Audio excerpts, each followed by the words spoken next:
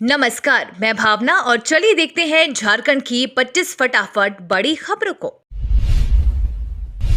CM Hemant Soren ने उठाई न्यायिक सेवा में आदिवासियों के लिए आरक्षण की मांग। मुख्यमंत्री हेमंत सोरेन ने कहा कि झारखंड हाई कोर्ट का नया भवन 165 एकड़ में फैला है। इसके निर्माण पर 600 करोड़ रुपए खर्च हुए हैं। श्री सोरेन ने कहा कि समय समय पर उच्च न्यायालयों में भी अतिरिक्त आधारभूत संरचना की जरूरत पड़ती है। भारत सरकार को हाई कोर्ट के आधारभूत संरचना के लिए केंद्रीय योजना बनानी चाहिए। ये झारखंड के आदिवासियों, दलितों, पिछड़ों, गरीबों को सरल, सस्ता तथा जल्द न्याय दिलाने की दिशा में मील का पत्थर साबित होगा। झारखंड में न्यायिक सेवा में उच्च पदों पर आदिवासी समुदाय की संख्या नगण्य है। ये चिंता का विषय है। इस सेवा की नियुक्ति प्रक्रिया में आरक्षण का प्रावधान नहीं रखा गया है। चूंकि इसी सेवा से उच्च न्यायालय में न्यायाधीश नियुक्ति किए जाते हैं, इसलिए उच्च न्यायालय में भी वही स्थिति है। अतः आदिवासी बहुल राज्य में वरीय न्याय सेवा की नियुक्ति प्रक्रिया में आरक्षण का प्रावधान होना चाहिए।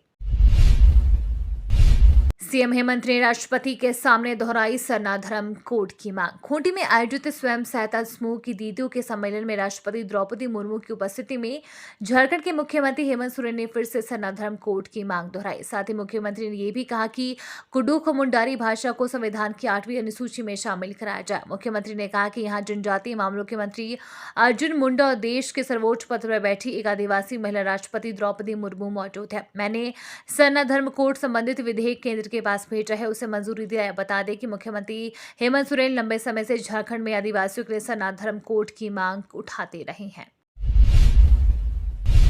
यूपीएससी में बोकारो के अविनाश को मिली 17वीं रैंक। यूपीएससी में 17वीं रैंक प्राप्त करने वाले अविनाश कुमार ने सिटी सेंटर सेक्टर 4 के हॉस्टल में रहकर सेक्टर 5 स्थित चिन्मय विद्यालय से 12वीं की परीक्षा 93.2% अंक के साथ पास की थी। वह सत्र 2013-15 में कक्षा 12F के छात्र थे। स्कूल के स्टूडेंट्स को यूपीएससी में सफलता के गुर बताने के लिए जून में बोकारो आएंगे। उन्हें स्कूल प्रबंधन कमेटी की ओर से सम्मानित किया जाएगा। उन्होंने बातचीत में कहा कि जब वो स्कूल में दाखिला लिया था तो मेरा व्यक्तित्व सामान्य छात्र की तरह था। स्कूल के बेहतर माहौल में शिक्षकों ने प्रतिभा को पहचाना व निखारने का प्रयास किया। प्रतिभा व नेतृत्व क्षमता को विकसित और प्रमाणित करने के लिए कई अवसर मिले। स्कूल की कई प्रतियोगिताओं में अव्वल आया। अंग्रेजी में सर्वाधिक अंक लाने पर स्वर्ण पदक से सम्मानित किया गया था। जेएसएससी ने निकाला उत्पाद सिपाही का विज्ञापन। 583 पदों पर होगी नियुक्ति। उत्पाद एवं मद्य निषेध विभाग ने उत्पाद सिपाही के रिक्त पदों पर नियुक्ति का निर्णय लिया है। इन पदों पर नियुक्ति के लिए झारखंड कर्मचारी चयन आयोग ने विज्ञापन निकाला है। इस विज्ञापन को झारखंड उत्पाद सिपाही प्रतियोगिता परीक्षा 2023 नाम दिया गया है। इसके लिए ऑनलाइन आवेदन लिए जाएंगे। ऑनलाइन आवेदन 1 जून से शुरू होगा, जो 23 जून तक चलेगा। नोटिफिकेशन के अनुसार 2 जुलाई की मध्यरात्रि तक परीक्षा शुल्क दिया जा सकता है। वहीं फोटो और सिग्नेचर अपलोड कर एप्लीकेशन का प्रिंट आउट 4 जुलाई तक लिया जा सकता है। आवेदन में किसी तरह की गड़बड़ी रहने पर 6 जुलाई से 8 जुलाई के बीच इसमें सुधार किया जा सकता है। कुल पदों की संख्या 583 है। आज रिलीज हो रही है पठान की एनआरआई वाइफ्स। जाने झारखंड में कहां देख सकेंगे film. Bollywood film NRI wives box office पर धमाल मचाने के लिए पूरी तरह से तैयार है। इस फिल्म में भाग्यश्री, राइमा सेन, जुगल हंसराज, समीर सोनी, कीकू शादा, दीदी गोवित्रिकर, हितेन तेजवानी के साथ झारखंड के पठान अहम किरदार में नजर आएंगे। जी हां, हम बात कर रहे हैं धनबाद के जावेद पठान की, जो अपने दमदार अभिनय से लोगों के दिलों पर राज करते हैं। कई टीवी सीरियल्स व वेब सीरीज और म्यूजिक एल्बम में अपनी इंप्रेसिव एक्टिंग के दर्शकों को लुभा चुके झारखंड के जावेद पठान बड़े पर्दे पर नजर आएंगे। इसके लिए फैंस को अब और ज्यादा इंतजार नहीं करना होगा, क्योंकि जावेद पठान की फिल्म एनआरआई वाइफ आज रिलीज हो रही है। जिससे पहले ये फिल्म 12 मई को रिलीज होने वाली थी, लेकिन कुछ कारणों से नहीं हो सकी थी। फैमिली से मिलने की छवि रंजन की अर्जी कोर्ट में खारिज। भूमि घोटाले के आरोप में जेल में बंद निलंबित आईएएस अधिकारी छवि रंजन की जेल में परिवार से मुलाकात करने की अर्जी को ईडी कोर्ट ने खारिज कर दिया है। कोर्ट ने कहा कि जेल मैनुअल के अनुसार ही परिवार से मिलने की इजाजत मिलेगी। गौरतलब है कि छवि रंजन के वकील ने अदालत में अर्जी दाखिल कर जेल में रोज मुलाकात की इजाजत मांगी थी। कोर्ट ने अपने आदेश में कहा कि अगर वकील से मुलाकात करनी है तो वकील को आवेदन जेल अधीक्षक को देना होगा। इसके साथ ही छवि रंजन अपने वकील से मुलाकात कर सकते हैं। राष्ट्रपति द्रौपदी मुर्मू ने जेलों में सड़ रहे अंडर ट्रायल कैदी को न्याय दिलाने की बात कही। राष्ट्रपति द्रौपदी मुर्मू ने विचाराधीन कैदियों को न्याय सुलभ कराने की जरूरत को दोहराया। साथ ही अदालतों में लंबित मामलों में चिंता जताई। वे रांची में झारखंड हाई कोर्ट के नए भवन के उद्घाटन के बाद समारोह को संबोधन के दौरान कहा कि अदालतों पर अत्यधिक बोझ है जो न्याय तक पहुंच को भी नुकसान पहुंचाता है। बड़ी संख्या में लोग वर्षों तक विचाराधीन कैदियों के रूप में जेलों में सड़ते हैं। जेलें खचाखच भरी हुई हैं, जिससे उनका जीवन और भी कठिन हो गया है। उन्होंने कहा कि समस्या के मूल कारण का समाधान किया जाना चाहिए। ये देखना चाहिए कि इस मुद्दे पर बहस हो रही है और कानूनी बिरादरी के कुछ बेहतरीन जानकार इस मामले को समझ रही हैं। उन्हें ये जानकर खुशी है कि न्याय प्रणाली को अधिक सुलभ और समावेशी बनाने के लिए विशेष रूप से महिलाओं के लिए कई कदम उठाए गए हैं। उन्होंने विश्वास व्यक्त किया कि हम सब मिलकर जल्द ही इसका समाधान निकालेंगे। कुख्यात उग्रवादी दिनेश गोप से सरेंडर के नाम पर 2 करोड़ की ठगी। पीएलएफआई सुप्रीमो दिनेश गोप से भी 2 करोड़ की ठगी हो गई थी। दिनेश गोप ने पूछताछ के दौरान इस बात की जानकारी दी है।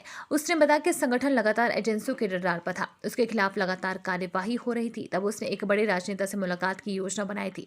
दिनेश गोप ने बताया कि राजनेता से मुलाकात हो सके इसके लिए एक व्यक्ति को दिनेश गोप ने 2 करोड़ रुपए भी दिए थे। हालांकि बाद में गोप को एहसास हुआ था कि उसके साथ ठगी हुई है।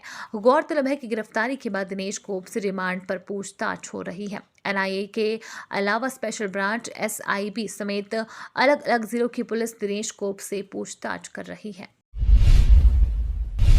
बीजेपी नेता ने बांग्लादेशी घुसपैठ को रोकने के लिए झारखंड में एनआरसी की मांग की। झारखंड में बीजेपी विधायक दल के नेता सह प्रथम मुख्यमंत्री बाबूलाल मरांडी ने प्रदेश में एनआरसी की जरूरत बताई है। बांग्लादेशी घुसपैठ पर हाईकोर्ट में जारी सुनवाई के बीच बाबूलाल मरांडी ने ये बात कही। बाबूलाल मरांडी ने दावा किया है कि बांग्लादेश से घुसपैठ करने वाले नागरिकों को पहले संताल परगना के विभिन्न मदरसों में ठहराया जाता है। बाबूलाल मरांडी ने ये बात हाईकोर्ट में बांग्लादेशी घुसपैठ पर याचिका दाखिल करने वाली याचिकाकर्ता के हवाले से ये दावा किया है। गौरतलब है कि हाल ही में झारखंड हाई कोर्ट ने केंद्रीय गृह मंत्रालय राज्य की हेमंत सोरेन सरकार से पूछा था कि क्या उन्हें झारखंड में बांग्लादेशी घुसपैठ की जानकारी है, यदि घुसपैठ हो रहा है तो आपने क्या कदम उठाए हैं।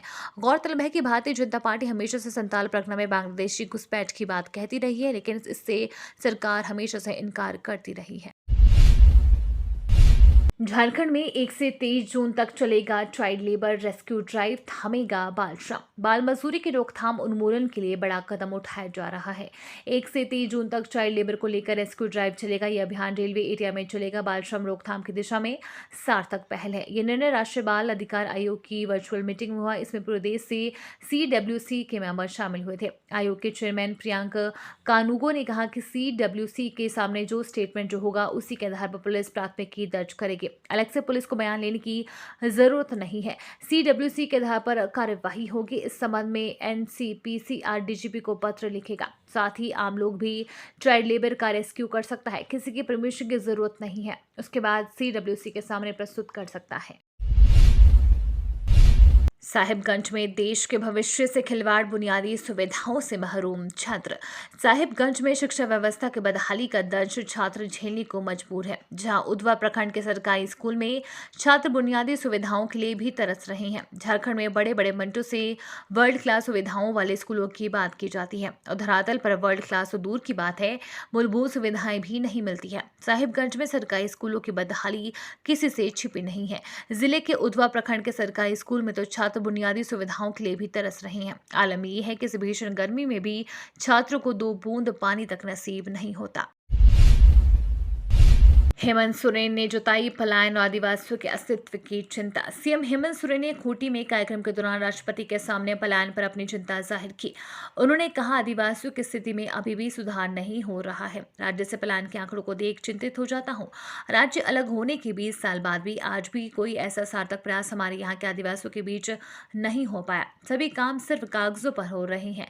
यहाँ कोई संगठन सक्रिय रूप से काम नहीं कर रहा है। हम कहीं मुख्य अतिथि बनकर जाएं तो अधिकारी स्टॉल लगाकर बस दिखा देते हैं, लेकिन वस्तु स्थिति कुछ और ही होती है। अधिकारी झांकी दिखाते हैं, लेकिन हम सभी इस झांकी के पीछे देखने की कोशिश करते हैं। मुख्यमंत्री हेमंत सोरेन ने अर्जुन मुंडा की तारीफ करते हुए कहा कि ये मंत्री रहेंगे तब तक झारखंड को लाभ मिलेगा। सिद्धू कान्हू फेडरेशन के माध्यम से सभी वनोपज को एकत्रित कर बाजार मूल्य के बराबर पैसे दिए जाएंगे। सना धर्म कोड हो, मुंडारी कुडकू हो 8वीं अनुसूची में शामिल करना सहित आदिवासियों की कई मांगे हैं, जिन्हें केंद्र पूरा करे तो आदिवासियों का अस्तित्व बचेगा।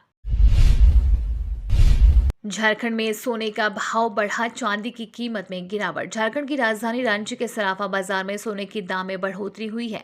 वहीं चांदी के दामों में 500 रुपए तक की गिरावट हुई है। राजधानी रांची में 10 ग्राम सोने की कीमत की बात करें तो आज 60,480 रुपए तय की गई है। इधर 1 किलो चांदी का भाव 77,500 रुपए है। वहीं 10 ग्राम 22 कैरेट सोने की कीमत 57,600 रुपए आंकी गई है, तो 8 ग्राम 24 कैरेट सोने की कीमत 48,384 रुपए है। गौरतलब है कि हाल ही में सोने और चांदी की कीमतों में लगातार उतार चढ़ाव देखने को मिला है। कल 8 ग्राम 24 कैरेट सोने का मूल्य 48,384 रुपए था, जबकि उससे पहले यानी कि 23 मई को 48,176, 22 मई 21 मई को 48,424, 20 मई को 48,424, 19 मई को 48,008, 18 मई को 48,256 रुपए तय किया गया था। 11वीं में नामांकन के लिए मिलने लगे हैं +2 स्कूलों में आवेदन। मैट्रिक और इंटरमीडिएट के परीक्षा परिणाम जारी कर दिए गए हैं। इसके साथ ही +2 स्कूल, इंटर कॉलेज के अलावा यूजी में एडमिशन की रेस शुरू हो गई है। विद्यार्थी अपनी पसंद के कोर्स का चयन कर उसमें करियर बनाने की तमन्ना रख रहे हैं। ऐसे में इस लाइफ के मिशन में चॉइस का कोर्स मिलने की चाहत हर विद्यार्थी के अंदर होती है। यहाँ हम राजधानी के विभिन्न संस्थानों में मौजूद एडमिशन यानी नामांकन के मौकों से आपको रूबरू कराने की कोशिश कर रहे हैं। मायावती ने विपक्ष के संसद भवन के उद्घाटन समारोह बाइकॉट को बताया अनुचित। बहुजन समाज पार्टी के अध्यक्ष और उत्तर प्रदेश के पूर्व मुख्यमंत्री मायावती ने कहा कि विपक्षी दलों की ओर से नए संसद भवन के उद्घाटन समारोह का बहिष्कार करना अनुचित है। प्रधानमंत्री नरेंद्र मोदी द्वारा 28 मई को नए संसद भवन के उद्घाटन को लेकर उन्होंने बृहस्पतिवार को अपनी शुभकामनाएं दी और स्पष्ट कर दिया कि उनका रुख इस मामले में अन्य विपक्षी दलों से अलग है। हालांकि मायावती ने यह भी कहा कि पूर्व निर्धारित व्यस्तता के कारण वह उद्घाटन समारोह में शामिल नहीं हो सकेंगे। बसपा प्रमुख ने बृहस्पतिवार को ट्वीट किया, केंद्र में पहले चाहे कांग्रेस पार्टी की सरकार रही हो या अब वर्तमान में भाजपा की, बसपा ने देश व जनहित निहित मुद्दों पर हमेशा दलगत राजनीति से ऊपर उठकर उनका समर्थन किया है। कुनो नेशनल पार्क में चीता ज्वाला के 2 और शावकों की मौत। मध्य प्रदेश के कुनो नेशनल पार्क में चीता ज्वाला के 2 शावकों की मौत हो गई है। 2 दिन पहले भी ज्वाला के एक शावक की मौत हुई थी। ज्वाला ने करीब 2 महीने पहले 4 शावकों को जन्म दिया था। इनमें से 3 की मौत हो गई है, वहीं एक शावक की भी तबीयत खराब है। इससे पहले 3 बड़े चीतों की भी कुनो नेशनल पार्क में मौत हो चुकी है। शावकों की मौत की पुष्टि कुनो नेशनल पार्क ने की है। मध्य प्रदेश प्रधान मुख्य वन संरक्षक की तरफ से बताया गया कि 23 मई को भीषण गर्मी रही और लू चलती रही। दिन का तापमान यहाँ 46-47 डिग्री सेल्सियस रहा। शावकों की असामान्य स्थिति और गर्मी को देखते हुए मैनेजमेंट और वाइल्ड लाइफ डॉक्टरों की टीम ने तत्काल तीनों शावकों को रेस्क्यू कर इलाज करने का फैसला लिया। इस बीच 2 शावकों की स्थिति बहुत खराब हो गई और इलाज के दौरान उनकी मौत हो गई। कोहली के साथ पंगे पर नवीन ने तोड़ी चुप्पी, बाहर छोड़ने से पहले दिया तीखा रिएक्शन। मुंबई इंडियंस के एलिमिनेटर मैच में लखनऊ सुपर जॉयंट्स को 81 रनों से हार के बाद इस टीम का लगातार दूसरे साल आईपीएल के प्लेऑफ में पहुंचने के बावजूद ट्रॉफी जीतने का सपना टूट गया। नवीन उल हक क्रिकेट के मैदान और सोशल मीडिया पर अपनी कुछ हरकतों की वजह से भारतीय फैंस के निशाने पर आ गए। नवीन उल हक आईपीएल 2023 में विराट कोहली के साथ हुए टकराव के बाद लगातार सोशल मीडिया पर अपनी पोस्ट के जरिए भारतीय फैंस की नफरत को और भड़काते रही हैं। भारत छोड़ने से पहले इस तेज गेंदबाज ने विराट कोहली के साथ हुए उनके पंगे को लेकर बड़ा बयान दिया है। नवीन उल हक ने कहा कि उन्होंने बुधवार को स्टेडियम में कोहली के नारों का लुत्फ उठाया, क्योंकि इससे उन्हें अपनी टीम के लिए अच्छा करने का जज्बा मिला। मौजूदा आईपीएल के लीग चरण के दौरान नवीन और रॉयल चैलेंजर्स बैंगलोर के स्टार बल्लेबाज कोहली के बीच तीखी बहस हुई थी। जमीन घोटाला मामले में कर्मचारी भानु प्रताप पर दर्ज होगी प्राथमिकी, हेमंत सोरेन सरकार ने दिया आदेश। जमीन घोटाले मामले में ईडी की जद में आए रांची के बड़गाई अंचल कार्यालय के कर्मचारी भानु प्रताप के खिलाफ झारखंड सरकार ने प्राथमिकी दर्ज का आदेश दिया है। इससे संबंधित आदेश उपायुक्त को भेज दिया गया है। ईडी द्वारा पीएमएलए की धारा 66 के तहत साझा की गई सूचनाओं के आलोक में सरकार ने ये फैसला किया है। उल्लेखनीय है कि ईडी ने 13 अप्रैल को रांची के पूर्व उपायुक्त छवि रंजन बड़गाई के अंचल अधिकारी और कर्मचारी भानु प्रताप सहित जमीन के कारोबार से जुड़े अन्य लोगों के ठिकानों पर छापा मारा था। गृह मंत्री अमित शाह ने हिंसाग्रस्त मणिपुर का दौरा किया। केंद्रीय गृह मंत्री अमित शाह ने बृहस्पतिवार को मणिपुर में लोगों से शांति बनाए रखने की अपील की और वादा किया कि समाज के सभी वर्गों के लिए न्याय सुनिश्चित किया जाएगा। शाह ने कामरूप जिले के चांगसारी क्षेत्र में स्थापित होने वाले राष्ट्रीय न्यायालयिक विज्ञान विश्वविद्यालय के 10वें राष्ट्रीय परिसर का शिलान्यास करते हुए कहा कि विवाद के समाधान में मदद के लिए वो पूर्वोत्तर राज्य का दौरा करेंगे। उन्होंने कहा, पहले दोनों गुटों को आपस में अविश्वास और संदेह दूर करना चाहिए और सुनिश्चित करना चाहिए कि राज्य में शांति बहाल हो। योगी ने कहा, विपक्ष का रवैया लोकतंत्र को कमजोर करने वाला है। उत्तर प्रदेश के मुख्यमंत्री योगी आदित्यनाथ ने नए संसद भवन के उद्घाटन समारोह का बहिष्कार करने वाले विपक्षी दलों के ऐलान पर तीखी प्रतिक्रिया व्यक्त करते हुए कहा कि विपक्ष का रवैया गैर जिम्मेदार और लोकतंत्र को कमजोर करने वाला है। मुख्यमंत्री योगी ने अपने बयान का एक वीडियो ट्विटर पर साझा करते हुए कहा कि स्वतंत्र भारत के इतिहास में 28 मई की तारीख एक गौरवशाली तिथि के रूप में दर्ज होने जा रही है, जब देश के यशस्वी प्रधानमंत्री द्वारा भारत के लोकतंत्र की प्रतीक नई संसद भारतवासियों को भेंट की जाएगी। अब स्पीकर की कुर्सी के पास हंगामा नहीं कर सकेंगे सांसद। नई संसद में अब शायद स्पीकर की कुर्सी के पास तख्तियां लहराते और विरोध प्रदर्शन करते सांसद बीते दिनों की बात हो जाए। नई संसद के दोनों भवनों में वेल में आकर प्रदर्शन करना अब संभव नहीं हो सकेगा। इसकी वजह है नवनिर्मित संसद के दोनों सदनों में स्पीकर की कुर्सी के पास की बनावट। नई संसद के दोनों सदनों में स्पीकर की कुर्सी की बनावट ऐसी है कि अब सदन की कार्यवाही को बाधित करना लगभग असंभव होगा। सूत्रों ने कहा कि दोनों सदनों में पीठासीन अधिकारियों की कुर्सी को मौजूदा कक्षों की तुलना में ऊंचा बनाया गया है। ऐसे में दोनों सदनों के वेल में जगह पुरानी की तुलना में कम है। राष्ट्रपति द्रौपदी मुर्मू ने बाबा बैद्यनाथ धाम में की पूजा। 3 दिवसीय दौरे पर झारखंड आई द्रौपदी मुर्मू ने सबसे पहले 12 ज्योतिर्लिंगों में से एक देवघर स्थित बाबा बैद्यनाथ धाम में पूजा अर्चना की। इस दौरान राष्ट्रपति के साथ उनकी बेटी भी थी। इससे संबंधित एक तस्वीर भी सामने आई है, जिसमें राष्ट्रपति मंदिर के गर्भगृह में परिवार के साथ आसन लगाकर बैठी है और पुरोहित उन्हें विधि विधान से पूजा करवा रही हैं। गौरतलब है कि 3 दिवसीय दौरे पर झारखंड आई राष्ट्रपति दिल्ली से सीधा देवघर ही पहुंची थी, जहां केंद्रीय मंत्री अर्जुन मेघवाल, बीजेपी सांसद निशिकांत दुबे, राज्यपाल सीपी राधाकृष्णन, कृषि मंत्री बादल पत्रलेख, उपायुक्त मंजुनाथ भजंत्री और पुलिस अधीक्षक ने एयरपोर्ट पर उनका स्वागत किया। राष्ट्रपति द्रौपदी मुर्मू को भाषण के बीच अचानक याद आई दादी, बताया झारखंडी कनेक्शन। झारखंड के खूंटी में केंद्रीय जनजातीय कार्य मंत्रालय द्वारा आयोजित स्वयं सहायता समूह महिला सम्मेलन में राष्ट्रपति ने कहा कि मैं उड़ीसा की हूं, लेकिन मुझ में झारखंडी खून है। राष्ट्रपति ने बताया कि मेरी दादी झारखंड की एक महिला एवं बाल विकास मंत्री जोबा मांझी के गाँव की रहने वाली थी। उनका विवाह उड़ीसा में हुआ था। तब 1 किलो महुआ 25 पैसे में मिलता था। कभी भूख लगती थी तो महुआ उबाल कर खा लेती। राष्ट्रपति बनने से पहले झारखंड की राज्यपाल रह चुकी हूं। द्रौपदी मुर्मू ने झारखंड से अपने लगाव का जिक्र किया। पीएम मोदी ने कहा, हम तो दुश्मनों का भी भला चाहते हैं। पीएम मोदी ऑस्ट्रेलिया समेत 3 देशों की यात्रा पूरी करने के बाद भारत लौटे। इस मौके पर पीएम मोदी ने दुनिया भर में भारत की मजबूत होती स्थिति को लेकर बातें कही। दुनिया को वैक्सीन देने के सवाल पर पीएम मोदी ने कहा कि ये बुद्ध और गांधी की धरती है। हम तो दुश्मनों की भी भलाई सोचने वाले लोग हैं। हम करुणा से प्रेरित लोग हैं। हम ऐसे ही आगे बढ़ते हैं। एयरपोर्ट पर पीएम मोदी ने यात्रा के दौरान जितना समय मुझे उपलब्ध था, उसका पल पल मैंने देश की बात करने में, देश की भलाई के लिए निर्णय करने में अपना समय पूरी तरह से उपयोग किया। पीएम ने कहा कि सबसे पहले मैं इस पवित्र धरती को प्रणाम करता हूं, हमारे पूर्वजों को प्रणाम करता हूं और यहां उपस्थित लोगों के माध्यम से देशवासियों को आदरपूर्वक नमन करता हूं।